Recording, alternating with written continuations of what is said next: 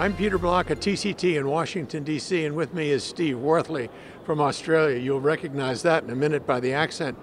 But Steve and I have been talking about a trial that he's reporting on, which is a new stent, or a new kind of drug-eluting stent. You know, polymers may not be your friend. Polymers have been an issue, they're inflammatory and so forth. So Steve, I'm going to do a visual to start with. This is your stent, so tell me what this actually is all about.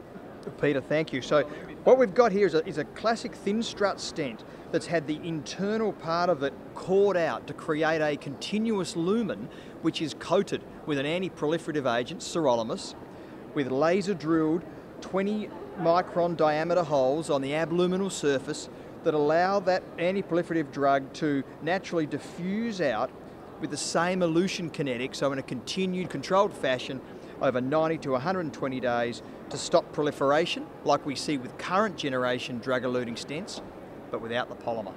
Okay, so this is a drug-eluting stent, Sine polymer. Might be a good idea. So tell me what this study was. So the study was the first 50 patients. It's an observational trial, but we have compared it against a historical comparator, the Resolute US trial, using a number of high quality imaging indices, optical coherence tomography and intravascular ultrasound, to look at the efficacy and safety of this first in human study. And the Resolute's a pretty good stent, isn't it? That's a pretty good comparator. Current equal market leader with others like Science, for example, so current best in class that we have at the moment. Okay, and what'd you find?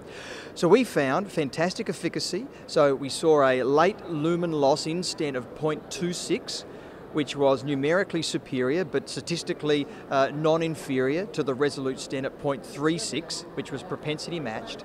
And what we found, which was very exciting, was some of these optical coherence tomograms at 1 month showed that 91.4% of these stent struts were already covered by tissue at 1 month. So going perhaps to this issue around a safety and early healing profile that we'll have to obviously have larger scale studies to prove. Okay, that's where I was actually going to go with my next question, because the goal here is to try and minimize dual antiplatelet therapy. That's true. And so the question is how low can you go? How short can you go? And with a healing now of over 90% of the struts seen at 1 month in this, to be fair, small study, that does set the scene that potentially you could look at just doing 1 month of dual antiplatelet therapy with this type of stent platform. Well, I guess I could ask you whether 90% is enough, but I won't go there. But it's pretty good. It's a good In any case, we have a new stent, a very exciting new technology. It seems to be adequate, if not even sometimes better than the comparator, which is a good stent. And perhaps this is where we're all going to go with stents in the future. What do you think, Steve? Yeah, so Peter, as you know, I mean, we've seen the bioresorbable stent platform that probably a few years ago we all thought would be the future.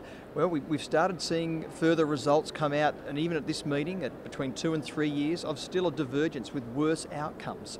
So this novel polymer-free drug-eluting stent platform, that may well be what gets to the front of the line first. Keep your eye on laser-drilled non-polymer stents. Thank you, Steve. Thanks, Peter.